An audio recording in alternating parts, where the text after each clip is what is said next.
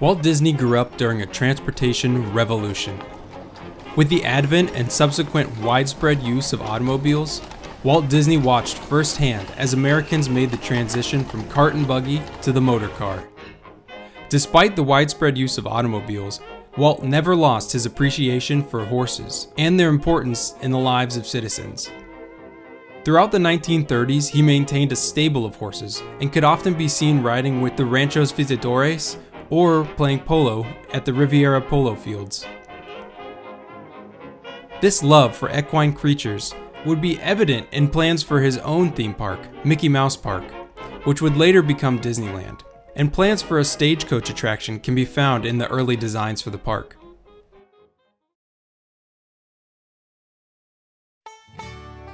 Disneyland finally opened in 1955 with several themed lands that came to life with activity and excitement. Among these lands was Frontierland, and it was unique in its approach to storytelling.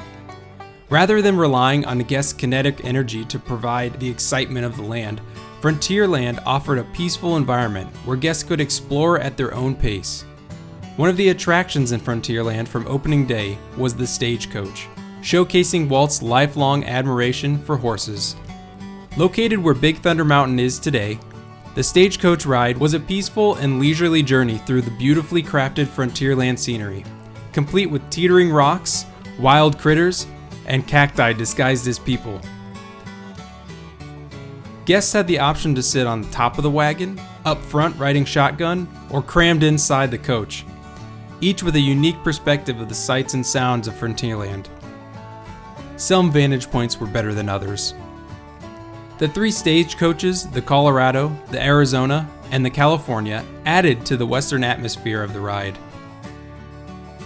Departing from the Frontierland Depot, guests were transported into the Painted Desert, offering a glimpse into the Great Plains of the 19th century frontier.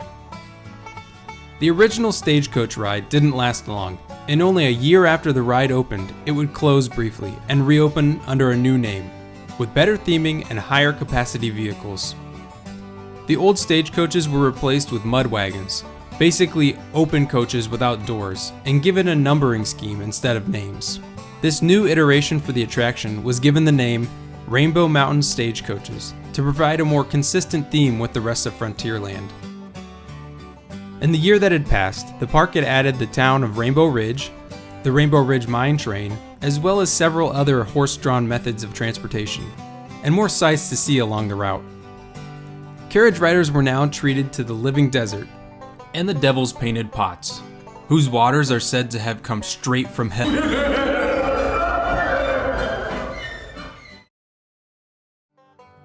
The attraction's ultimate shortcomings were in its low capacity, high overhead,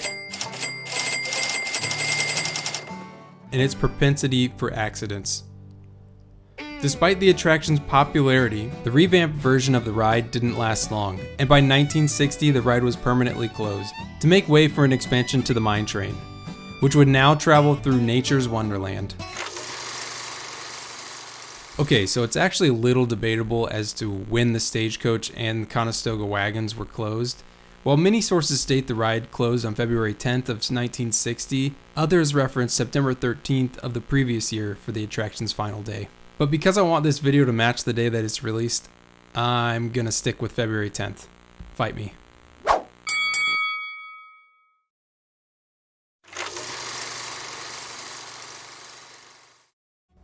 The stagecoaches were an excellent and original idea implemented by the WED designers. It's easy to forgive the attraction's shortcomings because these men and women were quite literally inventing the industry as they went. No one had ever, no one had, okay, so Disney wasn't the first one, but they definitely put their own spin on it.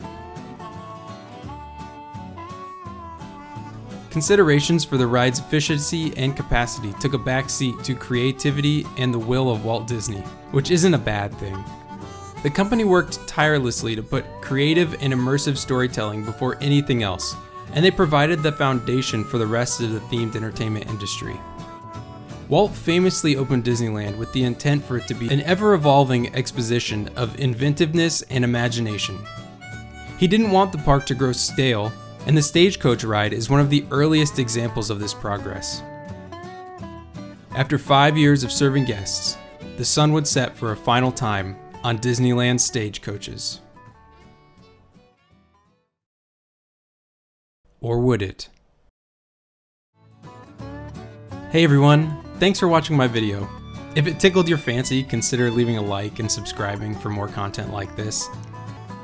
I'm also on social media. I'm at TE Archives on Twitter and at Themed Entertainment Archives on Instagram. I post daily with news or history on the themed entertainment space, so feel free to check that out too. Links to all of my platforms are in the description. I really appreciate all the support, and until next time, stay creative and I'll see you in the next one.